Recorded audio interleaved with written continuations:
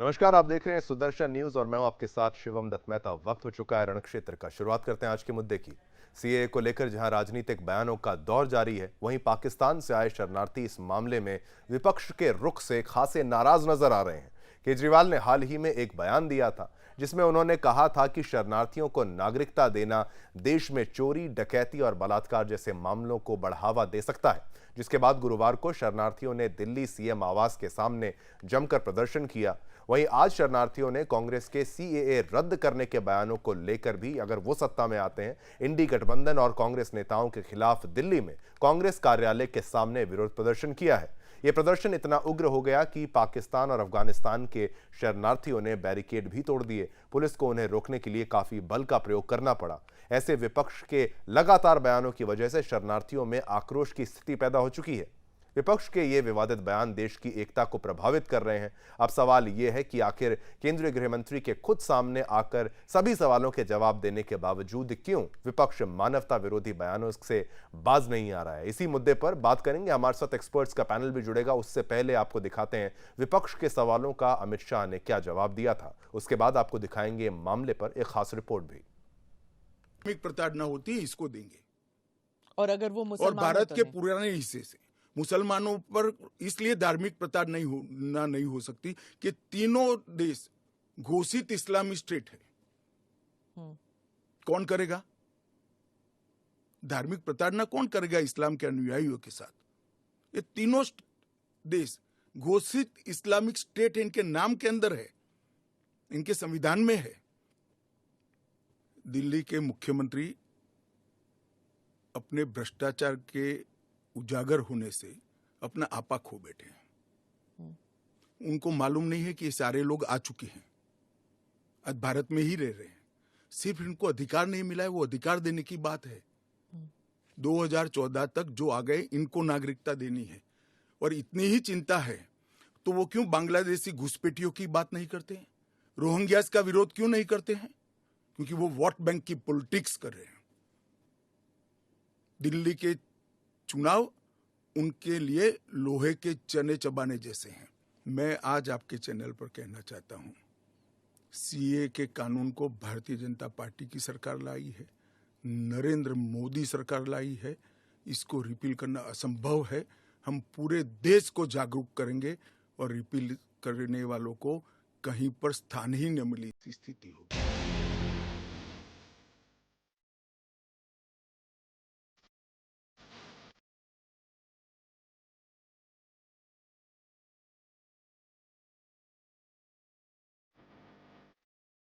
CAA लागू होने को लेकर सत्ता पक्ष और विपक्ष के बीच राजनीति जारी है।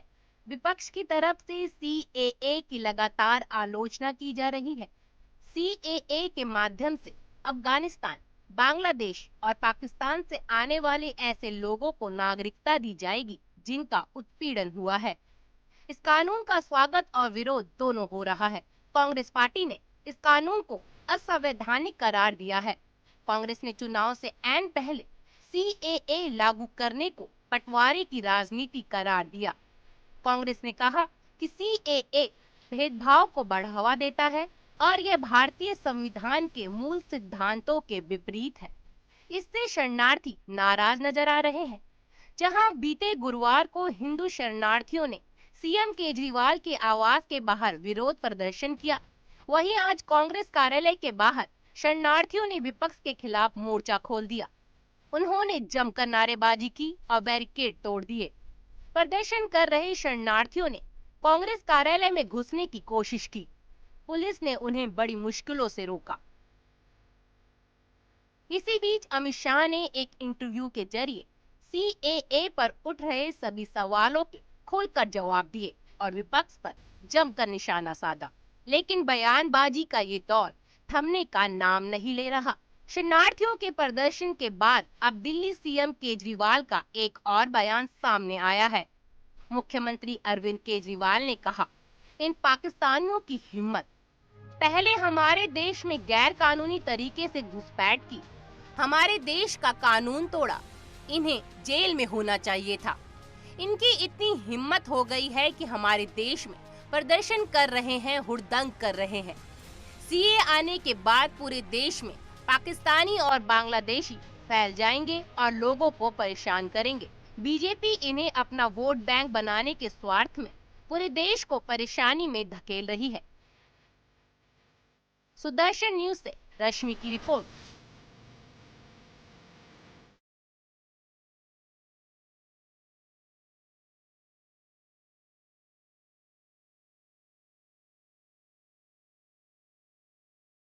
तो इसी मुद्दे पर चर्चा करेंगे कुछ ही पलों में। आपके टीवी स्क्रीन पर वो सारे गेस्ट हमारे पैनलिस्ट भी आ जाएंगे जो अपनी अपनी जानकारी देंगे, लेकिन मुख्य मुद्दा ये है कि भाई जब सीएए की बात कही गई है, सारे जो डाउट हैं वो क्लियर कर दिए गए हैं और ये भाजपा के मैनिफेस्टो में 2019 से था, ये आना था, सभी को पता था। ये दलील भी दी गई थी कि भाई क्यों कोविड आ गया था, उस दौरान इसको लागू नहीं किया गया, रियायत दी गई। और अब जब नोटिफिकेशन आया है तो ठीक है, विपक्ष का हक है, वो उसकी टाइमिंग पर सवाल उठा सकता है, लेकिन अमित शाह की तरफ से जब ये कहा गया कि भाई 4 साल में मैंने 41 बार इसका जिक्र किया है, सभी को पता है ये आना ही है, इसको हटाया भी नहीं जा सकता, ये सेंटर का मामला। चर्चा करेंगे, हमारे गेस्ट कुछ ही पलों में आपके टीवी स्क्रीन पर होंगे और आपको ये समझना होगा कैसे विपक्ष हमलावर हो चुका है और शरणार्थियों की तरफ से प्रदर्शन किया जा रहा है। कई शरणार्थी तो ये कह रहे हैं कि भाई आपकी हमारे साथ सहानुभूति क्यों नहीं है। यहां तक कह दिया था अरविंद केजरीवाल को, आप तो हिंदू हैं, हिंदू होकर हिंदुओं के अहित की बात क्यों कर रहे हैं। और साथ ही साथ इसमें केवल हिंदू ही नहीं है, इसमें सिख शरणार्थी भी जो है वो भी आए हुए हैं। अब वो कह रहे हैं कि भाई हमारी बहन बेटियों के साथ जो उनकी आबरू लूटी जा रही थी, बलात्कार किए जा रहे थे, हमारे कुछ जो प्रताड़ित जिस तरीके से किया जा रहा था, तो हम कहां जाते। वो अपने ही देश मानकर भारत में अगर आए हैं और उनको शरण अगर दी जा रही है और एक टाइमलाइन भी अगर सरकार की तरफ से सेट की गई है, 31 दिसंबर 2014 से पहले जो आए हैं उन्हीं को नागरिकता देने का प्रावधान सीएए के जरिए दिया जाएगा। और सिटीजनशिप देने की जो तमाम प्रावधान है उसमें चाहे हिंदू आए, चाहे मुस्लिम आए या किसी भी धर्म का व्यक्ति आए, उसको आने की अनुमति इसमें है। और साथ ही साथ इसमें एक और मुद्दा यह भी है कि जब केवल हिंदुओं के हित की बात नहीं, केवल सिखों के हित की बात नहीं है, इसमें क्रिश्चियंस भी हैं। क्रिश्चियंस से क्या आप भाजपा को यह कहेंगे कि आप क्रिश्चियंस को भी यहां पर वोट साधने का प्रयास किया जा रहा है कि आप केवल हिंदुओं की बात कर रहे हैं? अब यह आरोप भी आप नहीं लगा सकते। और इसी के साथ साथ जो प्रताड़ना जिनकी की गई है उन्हीं को यहां पर नागरिकता देने का प्रावधान। तो पूरे देश में जब इसका नोटिफिकेशन आया था तो खुशी की लहर थी। मैं चाहूंगा हमारे पैनलिस्ट आपकी टीवी स्क्रीन पर आएं ताकि इस चर्चा को आगे बढ़ाएं और आपको यह भी बताना होगा कि कैसे जब भाजपा की तरफ से मैनिफेस्टो में जो जो वादे किए गए थे, चाहे आपको राम मंदिर का मुद्दा याद हो, चाहे उनके तमाम वादे 370 हटाने की बात कही गई हो और अब सीएए की भी जो बात कही गई थी, तो उस पर भाजपा ने वही किया है जो उसकी सरकार कह रही थी। लेकिन विपक्ष का लगातार हमलावर होना और कांग्रेस की तरफ से यहां तक कह देना कि भाई अगर इंडी अलायंस यहां पर आता है तो उसी के द्वारा इसको हटाने का प्रयास, उसको रिपील करने की बात, तो इससे जो है शरणार्थी और नाराज भी हो गए हैं और वो इसका विरोध भी करते जा रहे हैं कि आपने ऐसा क्यों किया। और इस आक्रोशित पहली बार देखने को मिले इतने ज्यादा संख्या में। और अब मजनू का टीला का मामला भी आपको याद होगा, कैसे हमने आपको दिखाया था कि वहां पर जब उनको प्रताड़ित किया जा रहा था, उनके घरों को ध्वस्त करने की बात कही जा रही थी, तो वो तमाम तस्वीरें भी हमने आपको दिखाई थी। स्वागत करना चाहूंगा मैं खेमचंद शर्मा जी हमारे साथ इस वक्त हैं, प्रवक्ता भाजपा के हैं। संदीप मिश्रा जी हैं, प्रवक्ता कांग्रेस के, हमारे साथ वो हैं, आपका भी स्वागत करता हूं। अमित शर्मा जी, प्रवक्ता आम आदमी पार्टी के, वो भी हमारे साथ कुछ ही पलों में जुड़ेंगे। अधिवक्ता विनीत जिंदल जी, संविधान के जानकार, वो भी हमारे साथ। और डॉक्टर परमवीर सिंह, राजनीतिक विशेषज्ञ, वो भी हमारे साथ इस वक्त जुड़ेंगे कुछ ही पलों में आपके टीवी स्क्रीन पर। लेकिन मैं सवाल जो है, मैं शुरुआत इसकी करता हूं, अब भाजपा से यह प्रश्न पूछना चाहूंगा। संदीप मिश्रा जी, आखिर सीएए का विरोध क्यों जो प्रताड़ित हिंदू भाई बहन है, उसमें सिख भी शामिल हैं, उसमें क्रिश्चियन माइनॉरिटी भी है, पारसी भी है, उसमें सभी लोग हैं, उनकी बौद्ध भी उसमें है, तो आखिर इसका विरोध अगर आपकी पार्टी की तरफ से किया जा रहा है तो क्या मैसेज ये पूरे देश के लिए है? वो शरणार्थी जो कि पहले से यहां पर मौजूद हैं, अगर उनको यहां पर नागरिकता देने की बात कह दी गई तो क्या गलत कर दिया गया?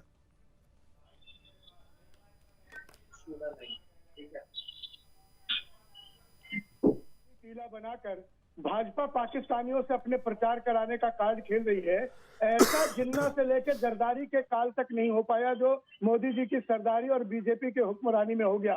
जो काम पाकिस्तान की सेना नहीं कर पाई, आज पाकिस्तान के शरणार्थी बीजेपी के सह पर देश के दिल्ली में दिल्ली पुलिस को ललकारते हुए विरोधियों के दफ्तर तक घुस रहे हैं, धमका रहे हैं, मारने पीटने पर उतारू हो गए हैं। आज पाकिस्तान में कितनी खुशी की लहर होगी कि जो सेना नहीं कर पाई वो शरणार्थी कर रहे हैं। मोदी जी जीतने के लिए किस हद तक गिर जाएंगे।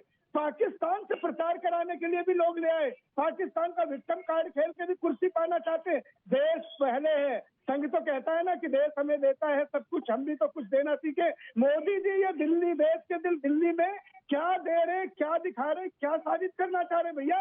दुनिया में क्या थू थू हो रही होगी भारत की इस वक्त कि पाकिस्तान के चंद शरणार्थी दिल्ली में आके दिल्ली पुलिस को धक्का मारते हुए, धकियाते हुए, धमकाते हुए कांग्रेस के दफ्तर में, मुख्य विपक्षी दल के दफ्तर में घुस गए और डबल इंजन की सरकार चलती है जहाँ पे अमित शाह जैसा यहाँ पर एक बड़ा अपने आप को भाई है, इनको कांग्रेस के बड़ा गृह मंत्री कहता हुआ वहाँ पे आपको पीड़ित किया जाता है, दुखी किया जाता है, परेशान किया जाता है। चलिए ठीक है, बिल्कुल बिल्कुल नहीं नहीं संदीप मिश्रा जी आराम से बिल्कुल। खेमचंद जी मैं आपको मौका देता हूं, मैं आपको मौका देता हूं कांग्रेस के प्रवक्ता से। मैं संदीप मिश्रा जी आप मेरी ये बात बताइए, आप मुझे ये समझाइए कि क्या आप उनको सीधा पाकिस्तानी कह रहे हैं? तो 47 का जो बंटवारा हुआ था उसके बाद जो भी यहाँ आए उनको पाकिस्तानी टर्म आप लगा दीजिए ना। सब पाकिस्तानी है, सब देश विरोधी हैं। जो रेफ्यूजी बन के यहां पर आए थे, जो बांग्लादेश से प्रताड़ित किया गया था, आपको यह भी पता होगा 71 के बाद किस तरीके से पाकिस्तान की फौज जब बांग्लादेश में घुसी थी तो उसने पूरा एनाइलेट कर दिया था। उन्होंने मुसलमानों को नहीं छोड़ा, वो यहां से शरण के लिए आए, उनको भी भारत में जगह दी गई। आप पाकिस्तानी कह रहे हैं, इनकी हिम्मत, या आम आदमी पार्टी की तरफ से कह रहे हैं इनकी इतनी हिम्मत हो गई, इनको जेल में डाल देना चाहिए, उनसे सवाल पूछा जाएगा। लेकिन इस तरीके से घृणा दिखाना और उन्होंने विरोध कर दिया तो आप उनको ऐसे पाकिस्तानी टर्म कर देंगे? क्या वो पाकिस्तान से आतंकवादी बना दिया आपने उनको? आतंकवादी से भी भद्दा काम किया है अमित शाह की राज में उन्होंने।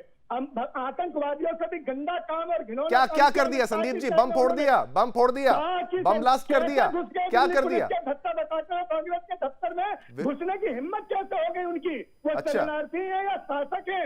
अमित शाह को जवाब देना होगा। अमित शाह की कैसी ये हुक्मरानी है? मोदी का क्या दम है, क्या 56 इंच का सीना है कि पाकिस्तानी दिल्ली में आके दिल्ली की पुलिस के नाक के नीचे अपनी तानाशाही चला रहे? कितनी वाह हो रही होगी आज पाकिस्तान में, और मोदी सरकार की दुनिया में कितनी छूट हो रही होगी कि जो सेना नहीं कर पाई। ये आपकी दलील जो है जिसको उनको सीधे एक तरीके से पाकिस्तानी कहना, लेकिन आप उनको पाकिस्तानी कह रहे हैं तो जो सिख भी प्रताड़ित हुए हैं अफगानिस्तान में उनको भी आप देश विरोधी कह रहे हैं। और साथ ही साथ जो क्रिश्चियन, जिस तरीके से पाकिस्तान का, मैं एक डेटा भी आपको दे दूं, थोड़ी जानकारी सभी के साथ बांटता चलूं, 1000 बच्चियों का हर साल अपहरण होता है पाकिस्तान में, जिसमें न केवल हिंदू, उसमें सिख भी आते हैं, क्रिश्चियन भी आते हैं, तमाम आते हैं। उनको उठा लिया जाता है, उनकी शादी करा दी जाती है और कहा कि भाई इस बेटी ने अपनी मर्जी से यहां पर धर्म परिवर्तन किया और शादी की है। ऐसे लोग अगर भारत ना आए तो कहां जाए? ये सवाल बिल्कुल ठीक है, आपकी पूरी दलीलें मैंने सुनी। यहां पर आप यहां पर अमित शाह जी को जो बोलना चाहें बोल सकते हैं, लेकिन उन शरणार्थियों का क्या? भाजपा से दुश्मनी रखिए, कांग्रेस की भाजपा से दुश्मनी होनी चाहिए, लेकिन नहीं, शरणार्थियों से नहीं। 47 के बाद भी सब बुरे ही हो गए, फिर अब इन दलीलों से सब बुरे हो गए।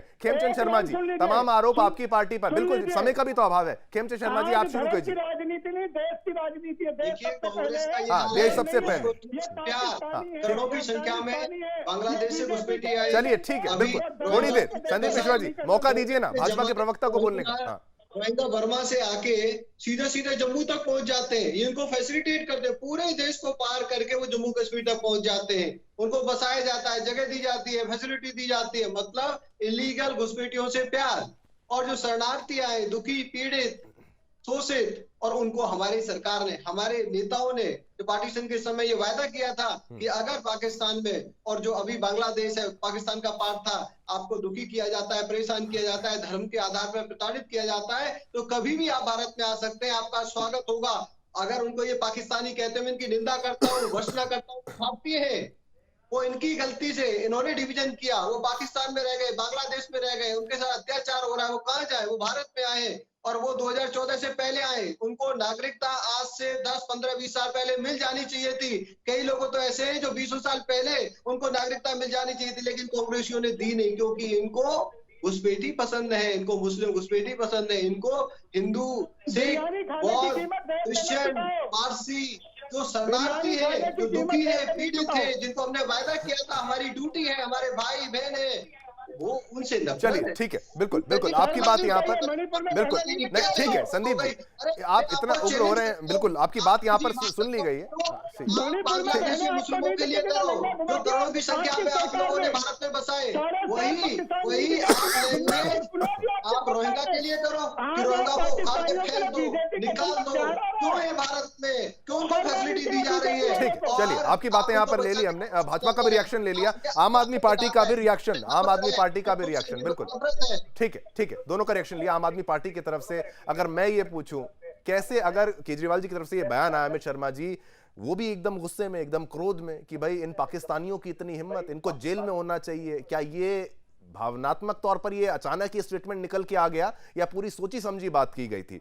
अगर वो नागरिकता, अगर आपकी पार्टी की तरफ से ये दलील दी जाती है कि ये सब वोटर बनाए जाएंगे जो भाजपा को वोट करेंगे, अरे आप भी तो दिल जीत सकते थे, आप दिल्लियों में तो वोटरों का दिल जीत ही चुके हैं ना, आपके पास एक बहुमत तो है ही, आपके पास जन समर्थन है ही, इनका भी आप दिल जीत लेते। आपने इनको इतना विरोधी बना दिया, अपने देश से एकदम दूर कर दिया, अपने दिलों से दूर कर दिया, उसमें सिख भी हैं, सिख भी आपको वोट करते हैं, हिंदू भी आपको वोट करते हैं, इतना घृणा, इतनी घृणा काहे को दिखा दी गई है? अमित शर्मा जी।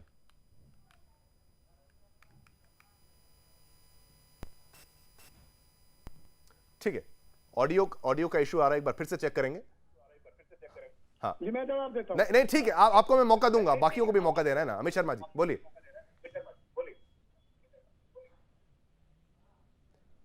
चलिए, थोड़ा सा ऑडियो इशू यहां पर है, इसका जवाब मैं दे देता हूं एक लाइन में। आप बोलिए, चलिए बोलिए संदीप मिश्रा जी, आप जवाब देना चाहते हैं, दीजिए। हाँ जी, वरिष्ठ पैनल बैठा हुआ, राजनीतिक विश्लेषक भी बैठे हैं और संविधान के जानकार भी बैठे हैं। हाँ। मैं एक ही लाइन बोलता हूं कि भाजपा हिंदू मुसलमान करते करते देश में अब पाकिस्तानियों को प्रचार के लिए जो उतार रही है, हाँ। इन्हें हिंदू हिंदू दिखता था, मणिपुर में नंगी बेटियों की परेड हाँ, में हिंदू ठीक, नहीं दिखी इन्हें, ठीक। इन्हें वहां क्रिश्चियन नहीं दिखे। जहां एक्शन नहीं हुआ क्या? एक्शन कहां हुआ? एक्शन नहीं हो रहा है क्या? कार्रवाई नहीं हुई है क्या? मणिपुर देखिए, मैं संदीप मिश्रा जी, आप मणिपुर का जो आप मुद्दा उठा रहे हैं, क्या जानबूझ की तरफ से किसी सरकार के द्वारा किया गया है क्या? क्या जानबूझ की तरफ से दो ट्राइब्स की, दो जातियों, चाहे मैतेई वहां कुकी की बात अगर आप करेंगे, क्या आप दो समुदायों के बीच में जो घृणा वहां पर हुई, किस तरीके से उसको फूट पड़ी है, उस मुद्दे को राजनीति में उसको बुलाने का प्रयास, ये बिल्कुल ठीक नहीं, बिल्कुल ठीक नहीं। अब ये यहाँ पर मणिपुर का मुद्दा इससे जोड़ना ठीक नहीं है। हमारे साथ और भी लोग इस वक्त मौजूद हैं, नहीं ठीक है, आप ये बयानबाजी रेटोरिक के हिसाब से करेंगे तो नहीं, बिल्कुल। विनीत जिंदल जी, संविधान के आप जानकार हैं, अगर आप हमारे दर्शकों को ये समझा पाए, क्योंकि इसमें समझना बहुत जरूरी है कि भाई ये क्या सब कुछ देश विरोध का आरोप जो लगाया जा रहा है, पाकिस्तानी उनको बोला जा रहा है, आरोप उन पर लगाए जा रहे हैं, लेकिन वो लोग जो आए हैं शरण लेने के लिए, ये तो पहले कांग्रेस के टाइम में भी आए होंगे, हर सरकार के दौरान ये लोग आए होंगे, और इसका प्रावधान हमारे कॉन्स्टिट्यूशन में तो है ही होगा ना। आप जरा हमारे दर्शकों को अगर समझा पाए कि भाई क्या गलत किया है, क्या सही किया है। प्रोसेस है, वो प्रोसेस पहले से बना हुआ है, कानून बना हुआ है कि किस प्रकार से कोई व्यक्ति अगर भारत में आता है तो उसको नागरिकता दी जाएगी और क्या कंडीशन जो है वो रहेंगी। यहाँ पे एक जो चेंज हुआ है सीएए के अंदर, वो चेंज ये हुआ है कि जो लोग इन 3 देशों में, चाहे वो पाकिस्तान, बांग्लादेश या अफगानिस्तान से आते हैं, वहां से आने वाले गैर मुस्लिम, उन सभी लोगों का जो ड्यूरेशन था, जो पहले 11 साल का था, उसको घटा के 6 साल कर दिया गया।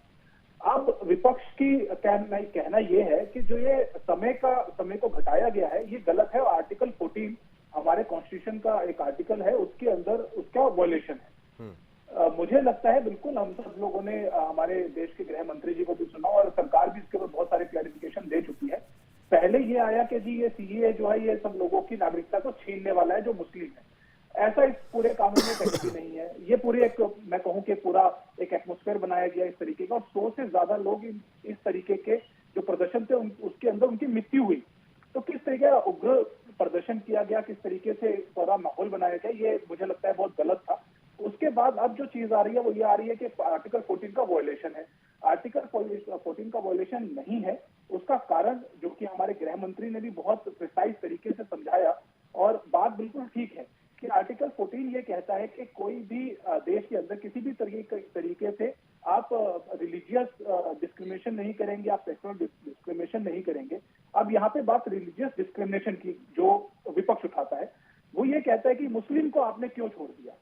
अब समझने वाली बात यह कि 3 देश जिनको स्पेसिफाई आइडेंटिफाई किया गया पाकिस्तान, बांग्लादेश और अफगानिस्तान। चलिए, हाँ। ये तीनों देश जो है वो जो है वो सारे डेजिग्नेटेड मुस्लिम कंट्रीज हैं। और वो मुस्लिम कंट्रीज में अगर हम ये कहें कि मुस्लिम्स का वहां पे कोई किसी तरीके से भी धर्म को लेकर कोई प्रताड़ित किया जा रहा है तो बिल्कुल असमझ बात बिल्कुल। है। और मुस्लिम देशों की जब आप बात करते हैं तो तमाम इतने ज्यादा मुस्लिम देश हैं और एक पूरा उनका एसोसिएशन भी है, तो वहां पर भी उनको जगह मिल सकती है। मैं इसमें एक चीज जोड़ना चाहूंगा कि इस कानून की जरूरत क्यों पड़ी, उसका रीजन है। उसका रीजन ये है कि अगर आप देखेंगे 1947 के अंदर हिंदुओं की जो जनसंख्या थी पाकिस्तान में कितनी थी, 24% वहां पे हिंदू थे और आज 1.4% हिंदू जो है वो वहां पे रह गए हैं। बांग्लादेश में 30% हिंदू थे और आज 7% रह गए हैं। तो इससे हमें ये पता चलता है कि वहां पे डिस्क्रिमिनेशन धर्म के आधार पे हो रहा है। और अगर भारत की सरकार हिंदुओं को, और देखिए बड़ा अनौचित है कि विपक्ष जो है वो सिर्फ हिंदुओं की बात कर रहा है, वो किसी और को टारगेट नहीं कर रहा। वो कह रहा है कि इसके अंदर हिंदू क्यों है, तो ये बिल्कुल गलत है। अगर कोई डिस्क्रिमिनेशन धर्म के आधार पे हो रहा है और हमारी सरकार चाहती है उनको बचाना, बिल्कुल उसका रिएक्शन, बिल्कुल आपकी बातों का ये बहुत महत्वपूर्ण है। केवल हिंदू तो नहीं है, सिख भी तो है, क्रिश्चियंस भी है। आपके प्रवक्ता, आपकी अगर आवाज इस वक्त आ रही होगी अमित जी, अगर आप एक ऑडियो चेक देते हुए, हाँ बोलिए। अब आपसे मैं वही सवाल पूछना चाहता हूं, अरविंद केजरीवाल के जिस तरीके से उनकी तरफ से जो बयान दिया गया, इन पाकिस्तानियों की इतनी हिम्मत कि इन्होंने ये विरोध किया, इनको जेल में होना चाहिए, क्या ये भावना के चक्कर में, भावनाओं में बह गए थे, गुस्से में बोल दिया, या फिर पूरा सोच समझ के ये स्टेटमेंट दिया गया? देखिए, देश की पहले व्यवस्था देखनी चाहिए कि हमारे पास व्यवस्था क्या है और जो शरणार्थी हम अपने देश में रखना चाहते हैं उनके लिए हमने क्या व्यवस्था किया है। 140 करोड़ की देश नरेंद्र मोदी जी कहते हैं और है भी, तो 140 करोड़ जनता को संभाला नहीं जाता और आप 1.5 करोड़ जनता की और इन्विटेशन दे दें कि आ जाओ मेरे देश में। देश की युवा बेरोजगार है, देश भुखमरी के ओर पे है, देश में महंगाई आपसे कंट्रोल नहीं हो रही है, देश का आपका व्यवस्था चरमराया हुआ है और ऊपर से और निमंत्रण दे रहे हैं किस बात पे कि मुस्लिम वोट बैंक जो बांग्लादेशी रोहिंग्या शायद आए हुए पश्चिम बंगाल में, उनको कंपेयर करने के लिए इनको शरणार्थी बना रहे हो। और किसको शरणार्थी बना रहे हो आप? सबसे पहली बात, वो तो पहले से शरणार्थी है, उनके पास आधार कार्ड, उनके पास वोटर आईडी कार्ड, उनके पास पैन कार्ड, उनके पास राशन कार्ड, उनके पास सारे के सारे सुविधा, जितनी सुविधा देश के अंदर मिलनी चाहिए सारी सुविधा उनके पास दी हुई है। तो ये कानून लाने की आपको क्या जरूरत थी? उनको तो पहले से मिल रही थी। ये तो 2014 से पहले मिल रही थी, 2014 के बाद भी इनको मिल रही है। बांग्लादेश का मुद्दा, अमित जी, बांग्लादेश का अगर आप मुद्दा उठाएंगे तो आसाम में अगर उसके और भी प्रावधान थे, एनआरसी का भी मुद्दा वहां पर मुख्य तौर पर है, उसके बारे में भी चर्चा की जाएगी। लेकिन केवल बांग्लादेश का अगर आप मुद्दा उठाएं या बांग्लादेशियों का उठाएं, तो क्या आप सिखों की बात अगर करते हैं, सिख भी तो उधर हैं, क्रिश्चियंस भी तो हैं, क्या उनसे भी कोई आपत्ति है अगर वो वहां पर प्रताड़ित हो रहे हैं? आप मुझे बताइए कि अगर ना तो अरविंद केजरीवाल जी और ना विपक्ष को कोई प्रॉब्लम है, ना कोई विपक्ष को आपत्ति है। आपत्ति इस बात की है कि आप सारे व्यवस्था उनको आप पहले से दिए पड़े हैं, आपने उनका राशन कार्ड बनवा दिया, उनका आधार कार्ड बनवा दिया, उनका पैन कार्ड बनवा दिया, उनको नागरिकता पहले से नहीं, सब कुछ नहीं बना ना। अब क्या मिलनी है? देखिए, सब कुछ नहीं बना तभी तो ये दिक्कत है ना। वो लीगली अब देखिए, अफगानिस्तानी जो काबुल से आए हुए 1000 आदमी है जो हमारे दिल्ली में रहते हैं और उनको सारी सुविधाएं मिली पड़ी है, वो अच्छा बिजनेस कर रहे हैं, वो चल रहा है उनका काम। ये CAA ला करके आपने एक ऊर्जा दिया है, भारतीय जनता पार्टी ने वोट परसेंटेज सबमिट करने के लिए एक फिर से ऊर्जा दिया है कि हमने आपको एक्सेप्ट कर लिया। अरे एक्सेप्ट तो पहले से थे, वो तो कांग्रेस के ठीक है। ये इसमें कितनी सच्चाई कितना झूठ, ये खेमचंद शर्मा जी आपसे अगर मैं जानकारी इसकी लूं, और फिर मैं इस पर डॉक्टर परमवीर सिंह की भी राय में लेना चाहूंगा। खेमचंद जी, आपकी क्या राय? ये कह रहे हैं कि भाई जो आ गए हैं उनके पास, जिनके पास वोटर आईडी है, लेकिन मजनू का टीले के मामले में वो लोग इसीलिए परेशान थे कि हमारे पास डॉक्यूमेंट्स नहीं है, स्कूल में एडमिशन भी दिक्कत है। सबको सारी फैसिलिटी मिली हुई है। ठीक है, क्लैरिटी ले लेते हैं, ठीक है। दुखी पीड़ित जो हिंदू, सिख, जैन, बौद्ध, पारसी वहां से आए हुए हैं, उनके साथ कितना बड़ा छलावा कर रहे हैं कि उनके पास सारे अधिकार है। अरे उनके पास अधिकार होते तो वो क्यों चिल्लाते? उनके पास नागरिकता है नहीं है, उनके पास वोटिंग राइट है नहीं है, वो कहीं घूम फिर सकते नहीं, उनको शरणार्थी की तरह मतलब एक रिस्ट्रिक्शन में उनको यहाँ पे रखा गया। तो आज से नहीं, 2014 से पहले वो आए, कई लोग तो 20, 25, 30 साल पहले आए हुए हैं, उनको उन्होंने नागरिकता नहीं दी। और वहीं इन्होंने अपने प्यारे प्रेमी रोहिंग्या और बांग्लादेशी मुस्लिम जो आए हुए यहाँ पे, जो इन्होंने बसाए, उनकी इन्होंने वोटिंग कार्ड तक बनवा दिए, सब कुछ बनवा दिए, फेक डॉक्यूमेंट बनवा दिए, क्योंकि इनको वो पसंद है, या इलीगल माइग्रेंट्स आते हैं वो पसंद है।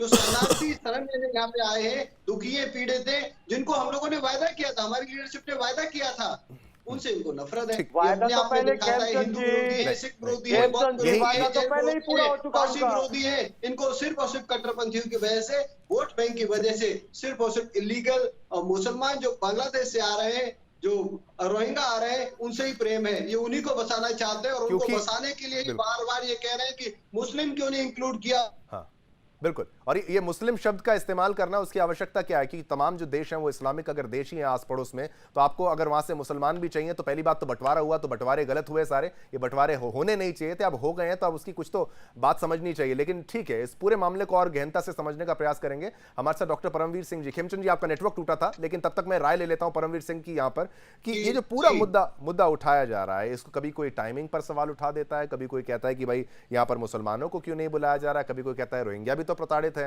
ये तमाम आरोप लगाना कितने हद तक सही है? और भाजपा की तरफ से मैं ये कहूंगा कि भाई अगर हिंदुओं का बचाव करने का प्रयास किया जा रहा है तो सिखों का भी तो किया जा रहा है। उसमें आप क्रिश्चियंस की बात कर रहे हैं, पारसियों की बात कर रहे हैं, जो असल में माइनॉरिटी हैं। जो मुसलमानों को भारत में माइनॉरिटी बोल दिया जाता है, वो क्या वाकई में माइनॉरिटी है? वो तमाम मुद्दों को समझाते हुए आपकी क्या प्रतिक्रिया रहेगी परमवीर जी? शिवम जी, देखिए, राजनीतिक पार्टियां हैं, उनके प्रवक्ता है, अपनी पार्टी का पक्ष रखेंगे। राजनीतिकों को मुबारक है। आप और हमें सच को सच बोलना चाहिए, झूठ को झूठ बोलना चाहिए। मैं यहाँ प्रकाश डालूंगा, 1947 में जब भारत का बंटवारा हुआ तो पाकिस्तान के पहले कानून मंत्री बने थे जोगिंदर नाथ मंडल जी। वो लगभग 3 साल के बाद पाकिस्तान से किस हालात में, वहां का लॉ मिनिस्टर पहला कैसे लूटी पुटी हालत में वापस भारत में आते हैं, तो पहले शरणार्थी मैं उन्हें कहूंगा जो स्त्री वापस आए थे। उसके बाद क्या हाल उन्होंने वहां पर मुसलमानों का भी बनाया पाकिस्तानी सरकार ने, जो बंगाल में शक्ति वाहिनी भारत सरकार को इंदिरा गांधी जी ने खड़ी कराई थी और बांग्लादेश अलग हुआ। अफगानिस्तान के चित्र हमने अभी देखे थे जब सिख बंधु अपने सर पे गुरु ग्रंथ साहिब को लेकर कैसे एयरपोर्ट पे खड़े थे। तो इन चीजों को भूलना नहीं चाहिए यहाँ पर। दूसरी बात, जो यहाँ पर आया, अब आप उसको बोलते हैं कि वो भारत के अलावा जाएगा कहां पर? आप ये देखिए, भारत के अलावा जाएंगे कहां पर? वहां हम यहाँ पर रोक रहे हैं क्योंकि इस वक्त प्रधानमंत्री नरेंद्र मोदी जी का रोड शो चल रहा है। आपको सीधा वो तस्वीरें दिखाते हैं लाइव। चाहे तेलंगाना की कीजिए,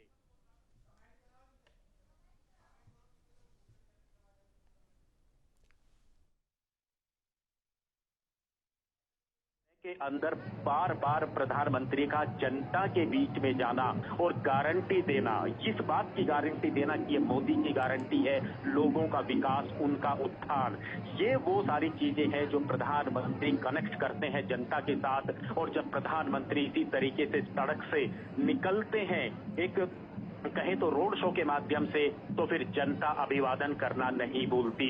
और हमें तो अब इस बात को भी नहीं भूलना चाहिए, पिछले 10 वर्षों से जो प्रधानमंत्री ने दक्षिण भारत के लिए, पूरे देश के साथ साथ दक्षिण भारत के लिए जो काम किया है, अब कहीं ना कहीं वो परीक्षा का समय भी आ गया है, जिसमें अब प्रधानमंत्री भारतीय जनता पार्टी को एक अच्छे अंकों से, नंबरों से पास कराने का जो प्रण लिया है उसका भी समय है, क्योंकि अब पूरे देश के अंदर लोकसभा का चुनाव होगा। और ये तस्वीरें बताती हैं कि जिस तरीके से दक्षिण भारत के अंदर भारतीय जनता पार्टी लगातार बढ़त बना रही है। वोट प्रतिशत के माध्यम से हमने, चाहे विधानसभा के चुनाव रहे हों, पिछले लोकसभा के चुनाव रहे हों, वोट प्रतिशत लगातार भारतीय जनता पार्टी का बढ़ता हुआ दिखाई दे रहा है। और अब हम इस बात को कह सकते हैं, उत्तर भारत की तरह, पूर्वोत्तर भारत की तरह अब दक्षिण भारत के अंदर लगातार कमल के जो झंडा है, बीजेपी का जो झंडा है, वो अब घरों पर, सड़कों पर, गांवों पर, शहरों में, गली गली में अब वो यहाँ पर दिखाई देता है। ये प्रधानमंत्री की लोकप्रियता, केंद्र सरकार की जो कार्य करने की जो कुशलता रही है, जमीनी स्तर पर योजनाओं को पहुंचाने की मोदी की गारंटी, वही आज जनता की भीड़ के रूप में, आज ये तस्वीरों के रूप में दिखाई दे रही है। लालचंद, बिल्कुल आपने सही कहा। अभी हाल में जो विधानसभा चुनाव हुए थे उसमें चाहे वोट प्रतिशत हो, सीटों की संख्या हो, उसमें भारतीय जनता पार्टी ने काफी सुधार किया है। तेलंगाना में ये जो मल्काजगिरी का ये इलाका है जहां पर ये रोड शो हो रहा है, मैं चाहूंगा कि देश के दूसरे हिस्से के हमारे दर्शकों को आप जरा बताइए कि ये मल्काजगिरी किस तरह का इलाका है, ये रोड शो कहां पर है, प्रधानमंत्री नरेंद्र मोदी जहां पर अभी रोड शो कर रहे हैं। देखिए, सबसे बड़ी बात है ये मल्काजगिरी, आप दर्शकों की जानकारी के लिए लालचंद्र बता दें, ये देश की सबसे बड़ी लोकसभा है, सबसे बड़ी लोकसभा। हम चाहे भौगोलिक स्तर से कहें या वोट के माध्यम से हम कहें यहाँ पर। और ये मल्काजगिरी का शहरी इलाका है। प्रधानमंत्री बाजार से निकलते हुए, शहर की गलियों से निकलते हुए प्रधानमंत्री जो है आगे बढ़ रहे हैं। और हम इस बात को कह सकते हैं कि ये रोड शो भले ही शहर के अंदर रखा गया हो, लेकिन मैं तो कल से ही यहाँ पर हूँ। सुबह से ही जो ग्रामीण इलाकों की जनता है वो अपने अपने अलग अलग ट्रांसपोर्ट के माध्यमों से वो यहाँ पहुंचना शुरू हो चुकी थी। हमने जब यहाँ भारतीय जनता पार्टी के नेताओं से, यहाँ के लोगों से हमने बातचीत की तो इस तरह की बात कर रहे थे कि 2 से 2.5 लाख लोग यहाँ पर आएंगे, और वो बात बिल्कुल तस्वीरों के माध्यम से दिखाई दे रही हैं कि यहाँ पर लाखों की संख्या में अपने प्रिय नेता का दर्शन करने के लिए यहाँ पर मल्काजगिरी की जनता यहाँ पर पहुंची है। और हम इस बात को भी हम कह सकते हैं कि ये शहरी इलाका है, बड़ा इलाका है, लेकिन इसके अंदर 7 विधानसभाएं भी इसके अंदर आती हैं। तो कुल मिलाकर हम कह सकते हैं कि हर विधानसभा को कवर करने की कोशिश की है प्रधानमंत्री नरेंद्र मोदी ने। इस रोड शो के माध्यम से सभी विधानसभाओं के लोगों को, लोकसभा के लोगों को यहाँ पर आमंत्रित किया गया था। और आज इस रोड शो के माध्यम से हम इन तस्वीरों को देख रहे हैं कि सड़क के दोनों तरफ यहाँ पर युवाओं के मन में जो एक उत्साह है, और आज सबसे बड़े जो नारे यहाँ पर लगते हुए दिखाई दिए वो हर बार की तरह वही मोदी मोदी मोदी जो है यहाँ की जनता लगातार करती हुई प्रधानमंत्री के काफिले के साथ साथ आगे बढ़ रही है। लालचंद जी, दक्षिणी राज्यों की बात करें अनुज, तो हम जानते हैं कि कर्नाटक में भारतीय जनता पार्टी बहुत मजबूत रही है।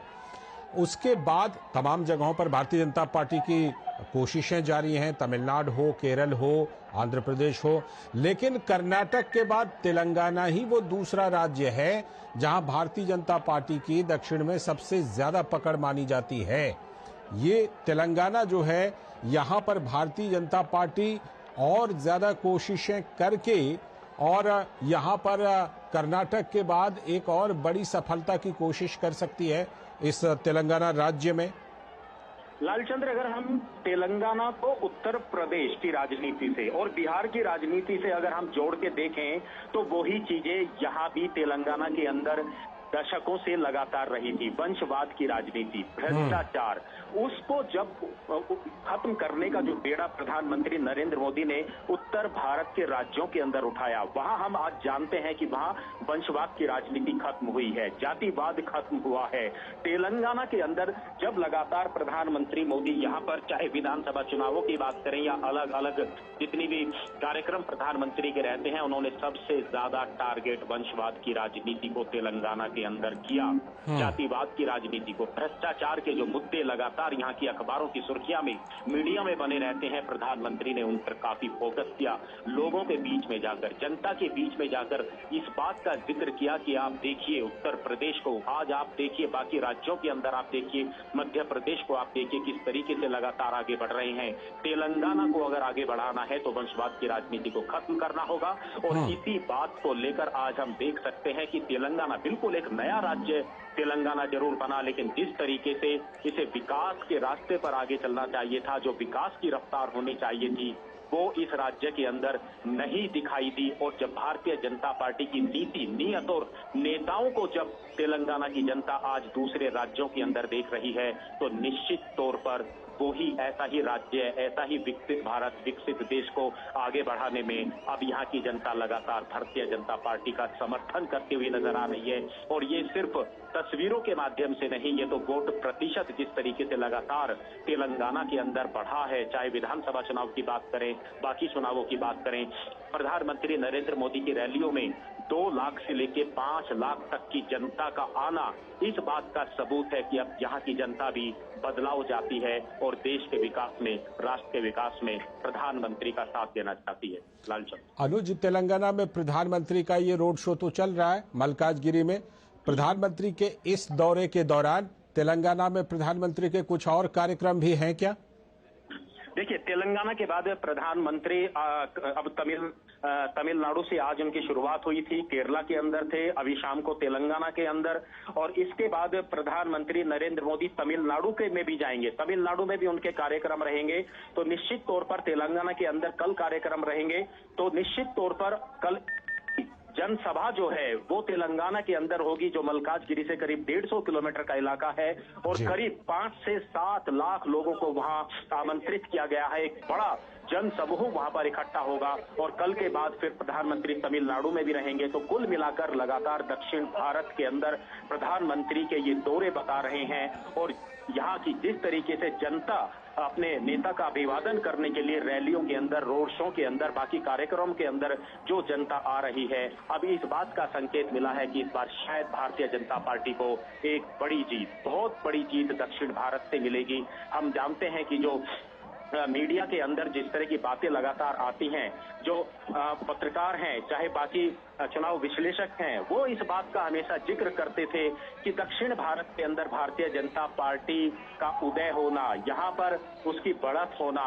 काफी मुश्किल लगता है। लेकिन पिछले कई वर्षों से अब राजनीतिक पंडितों की वो भविष्यवाणी लगातार गलत साबित होती रही है और इसको गलत साबित कर रही है दक्षिण भारत की जनता, तमिलनाडु की जनता, तेलंगाना की जनता। लालचंद, अनुज, जिस तरह प्रधानमंत्री नरेंद्र मोदी ने बीजेपी के लिए 370 का और एनडीए के लिए 400 पार का नारा दिया है, वैसे में जो तेलंगाना की 17 सीटें हैं, भारतीय जनता पार्टी की पूरी कोशिश होगी कि अपनी पार्टी के लिए भी और उनके जो गठबंधन के सहयोगी हैं उनके साथ तेलंगाना की 17 सीटों में से ज्यादा सीटों पर जीत दर्ज की जाए।